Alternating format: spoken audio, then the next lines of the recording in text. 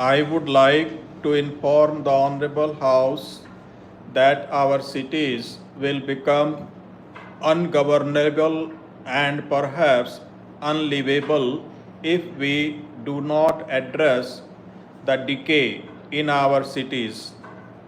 Cities have wealth, cities also create wealth.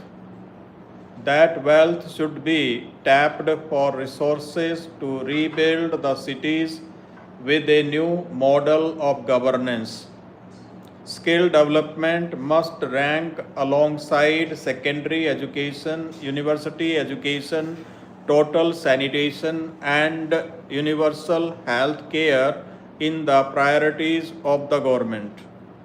States have the fiscal space to bear a reasonable promotion of the financial costs of implementing flagship programs and must willingly do so that the central government can allocate more resources for subjects such as defense, railways, national highways, and telecommunications that are its exclusive responsibility. Revenues are of paramount importance. The best source of revenue is taxes, and for that we need modern tax laws. I am disappointed that we have not yet been able to introduce GST. I leave it to you to answer the question who blocked the GST when an agreement on the game-changing tax reform was around the corner. We have also got ready a direct taxes code that will serve us for at least the next 20 years. I intend to place it on the website for a public discussion without partisanship, or acrimony.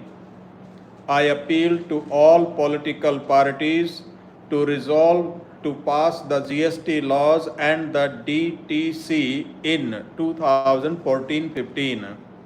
Our government has passionately espoused the cause of science, promoted scientific research, and supported scientific applications and inventions. The Income Tax Act allows deductions for expenditure on scientific research, but it is limited to direct funding. We have reflected on a new approach to funding scientific research. I therefore propose to set up a research funding organization that will fund research projects selected through a competitive process. Contributions to that organization will be eligible for tax benefits. This will require legislative changes which can be introduced at the time of the regular budget. There has been much debate on illegal offshore accounts held by Indians. Investigations into such accounts were launched in 2011.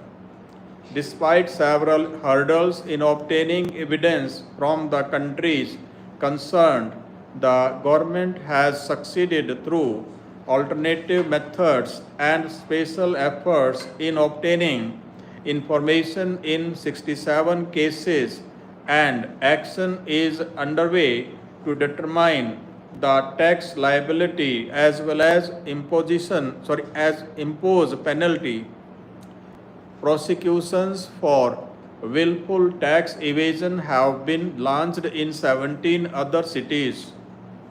More inquiries have been initiated into accounts reportedly held by Indian entities in no tax or low tax jurisdictions. In keeping with the conventions, I do not propose to make any announcements regarding changes to the tax laws. However, the current economic situation demands some interventions that cannot wait for the regular budget. In particular, the manufacturing sector needs an immediate boost. Hence, I propose the following changes in some indirect tax rates. to stimulate growth in the capital goods and consumer non-durables, I propose to reduce the excise duty from 12% to 10% on all goods falling under Chapter 84 and Chapter 85 of the Schedule to the Central Excise Tariff Act for the period of 4 months. The rates can be reviewed at the time of the regular budget. To give relief to the automobile industry, which is registering unprecedented negative growth, I propose to reduce the excise duty. Consequently, I propose to make appropriate reductions in the excise duty on chassis and trailers. The rate can be reviewed at the time of the regular budget. To encourage domestic production of mobile handsets and reduce the dependence on imports, I propose to restructure the excise duties for all categories of mobile handsets. To encourage domestic production of specified road construction machinery, I propose to withdraw the exemption from CVD on similar imported machinery. To encourage indigenous production of security paper for printing currency notes, I propose to provide a concessional customs duty of 5% on capital goods imported by the Banknote Paper Mill India Private Limited. I also propose to give relief from service tax in 2 cases. By virtue of the definition of agricultural produce in Finance Act 2012, read with the negative list, storage or warehousing of paddy was excluded from the levy of service tax. The distinction is somewhat artificial. Hence, I propose to exempt loading, unloading, packing, storage, and warehousing of rice from service tax. Ministry of Health and Family Welfare has requested that services provided by cord blood banks are also healthcare services and should be exempted from service tax. I propose to accept the request. Notifications in respect of the above changes will be issued today. I shall now present the budget estimates for 2014-15.